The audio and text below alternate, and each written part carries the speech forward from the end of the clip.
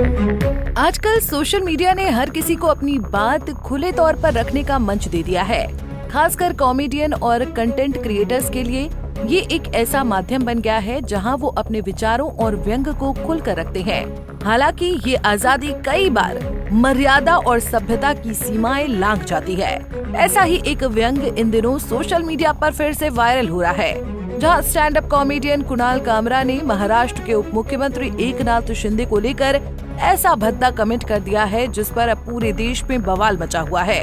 वहीं हर जगह उनके इस कमेंट की आलोचना की जा रही है। वहीं शिव सैनिक भी कुणाल के अभद्र कमेंट पर भड़के हुए हैं और उनके खिलाफ गिरफ्तारी की मांग कर रहे हैं। ऐसे में क्या है ये पूरा मामला और क्यों उठी कुणाल कामरा की गिरफ्तारी की मांग, आपको सिलसिलेवार तरीके से बताते हैं। दरअसल इन दिनों एक नया चलन चल रहा है कॉमेडी के नाम पर फूहड़ता फैलाने का।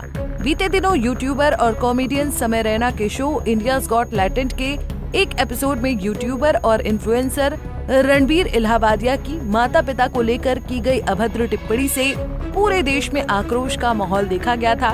उस समय उनके इस अभद्र कमेंट के लिए हर जगह उनकी आलोचना भी हुई थी, जिसके बाद उन्हें अपने भद्दे कमेंट के लिए माफी तक मांगनी पड़ी।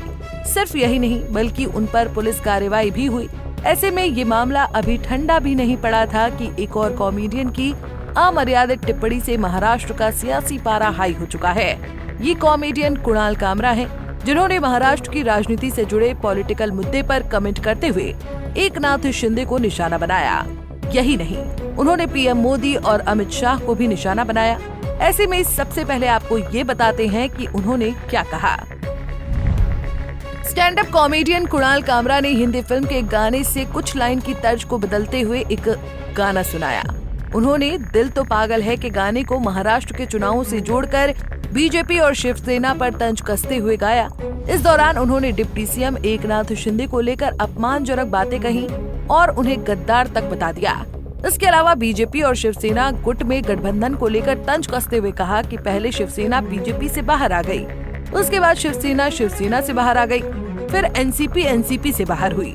ऐसे में मतदाता कंफ्यूज हो गया क्योंकि उन्होंने मतदाता के सामने 9 बटन दे दिए। इसके बाद वो गाना गाना शुरू करते हैं। गाने के बाद कुणाल इसे महाराष्ट्र की पॉलिटिक्स बताते हुए परिवारवाद खत्म करने की बात कह देते हैं। ऐसे में कुणाल कामरा के इस बयान के आने के बाद राजनीतिक महकमे में हलचल मच गई है। चारों ओर उनके इस बयान की आलोचना होने लगी। सिर्फ यही नहीं, गुस्साए शिव सैनिकों ने तो जहां कुणाल कामरा का शो शूट हुआ था वहां जाकर स्टूडियो में तोड़फोड़ भी की। ये स्टूडियो मुंबई के खार में है। ये वही स्टूडियो है जहां समय रैना का शो इंडियाज गॉट टैलेंट भी शूट हुआ था। वहीं अब ये मामला तूल पकड़ चुका है, जिस पर तमाम दिग्गज नेताओं ने कड़ी टिप्पणी की है। वहीं इस मामले पर महाराष्ट्र के डिप्टी सीएम अजीत पवार ने अपनी प्रतिक्रिया देते हुए कहा कि किसी को भी नियमों, संविधान और कानून से परे नहीं जाना चाहिए। सभी को अपने अधिकार क्षेत्र में रहकर बोलना चाहिए। त्यानंतर एकनाथ शिंदेंवर त्याच्याबद्दल तुम्ही बघितलेलं आहे। खरं तर कायदा, संविधान, नियम त्याच्या बाहेर कुणीच त्या ठिकाणी जाऊ नये। तुम्हाला प्रत्येकाला, तुम्हाला, मला, सगळ्या आजूबाजूच्या जनतेला जेवढा अधिकार दिलेला आहे संविधानाने, त्या अधिकाराचा वापर करून वैचारिक वेगवेगळ्या प्रकारच्या वक्तव्य प्रत्येकाची असू शकतात, विचारधारा वेगवेगळी असू शकते, मतमतांतर असू शकतं, पण ते मांडताना आणि चर्चा त्याची होताना त्याच्यातनं नवीन प्रश्न निर्माण होऊन आमच्या पोलीस खात्याला पण वेगळं काही काम, कायदा सुव्यवस्था राखण्याचं निर्माण होणार नाही याची पण काळजी, खबरदारी ही प्रत्येक जबाबदार नागरिकांनी घेतली पाहिजे असं म्हणतो। इसके अलावा शिवसेना यूबीटी सांसद संजय राउत ने भी इस मामले में अपना तर्क रखते हुए इस वीडियो को सोशल मीडिया पर शेयर करते हुए लिखा कि कुणाल की कमाल, जय महाराष्ट्र। मैंने ट्वीट किया है कल, कुणाल की कमाल है। कुणाल कामरा को मैं अभी से नहीं जानता हूँ, जब वो हमारे पे क्रिटिसाइज करता था तब से मैं जानता हूँ। कुणाल कामरा ने हमारे ऊपर भी इसी प्रकार से टीका टिप्पणी की है। देखिए, मैं मानता हूँ कि एक फ्रीडम ऑफ एक्सप्रेशन,